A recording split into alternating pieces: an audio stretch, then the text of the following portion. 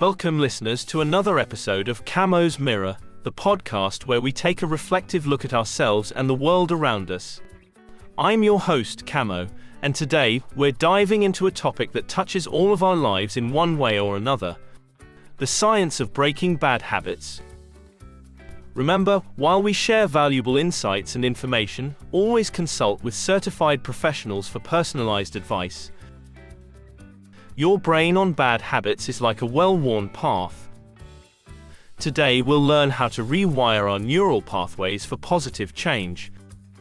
To help us navigate this fascinating topic, I have with me our subject matter expert Solomon. Solomon, welcome to Camo's Mirror. Thanks, Camo. It's a pleasure to be here. Solomon, let's start with the basics. Why do we form bad habits in the first place? Great question, Camo. Bad habits form because our brains are constantly seeking efficiency. The brain tries to create routines to save energy and effort. These routines are driven by a loop of cue, routine, and reward, a concept popularized by Charles Duhigg in his book, The Power of Habit. Essentially, we encounter a cue, perform a routine, and receive a reward, reinforcing the habit loop. That makes a lot of sense. But how can we start to break these deeply ingrained bad habits? Breaking bad habits involves disrupting the habit loop.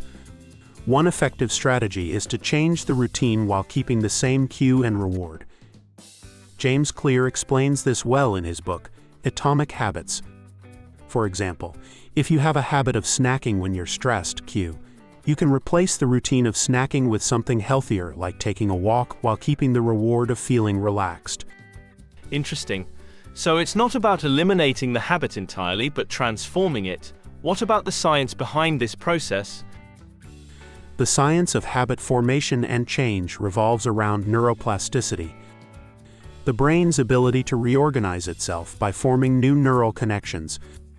When we repeatedly engage in a behavior, we strengthen the neural pathways associated with that behavior. Breaking a habit requires creating new, healthier pathways and letting the old ones weaken from disuse. Can you give us a real-world example of this process? Absolutely. Let's consider the common habit of checking your phone excessively. The cue might be a notification or simply boredom. The routine is checking the phone, and the reward is a brief moment of distraction or connection. To break this habit, you could replace the routine with something else that provides a similar reward, like going for a short walk or chatting with a coworker if you're at the office. Over time, the new routine will form a stronger neural pathway, and the urge to check your phone constantly will diminish. That's really enlightening. Besides The Power of Habit and Atomic Habits, are there other notable works or authors that provide valuable insights on this topic?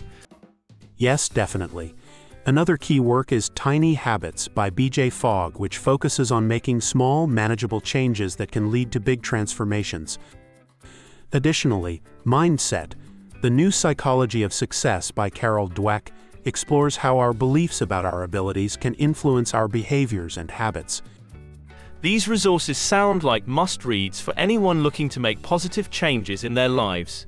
Solomon, what role does environment play in habit formation and change? Environment plays a crucial role. Our surroundings can trigger habits, both good and bad. James Clear discusses the importance of designing your environment to support positive habits in Atomic Habits. For instance, if you want to read more, you could place books in visible areas of your home. Conversely, if you want to reduce screen time, you might keep your phone in another room when you're working or relaxing. That's a practical approach.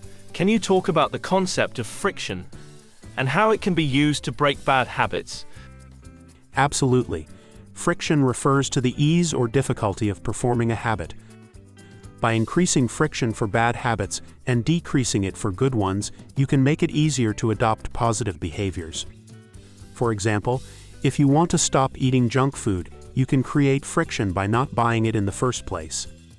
On the flip side, you can decrease friction for good habits by preparing healthy snacks in advance, making them easily accessible. So it's about making the right choices easier and the wrong choices harder. What about the psychological aspect? How important is mindset in this process?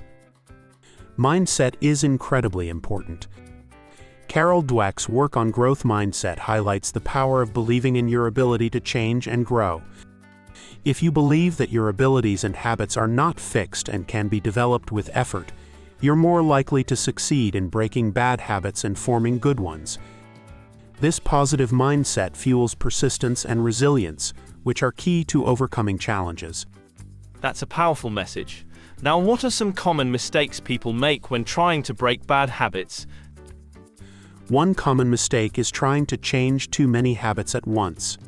It's better to focus on one habit at a time to increase your chances of success. Another mistake is relying solely on willpower. Willpower can be depleted, especially when you're tired or stressed.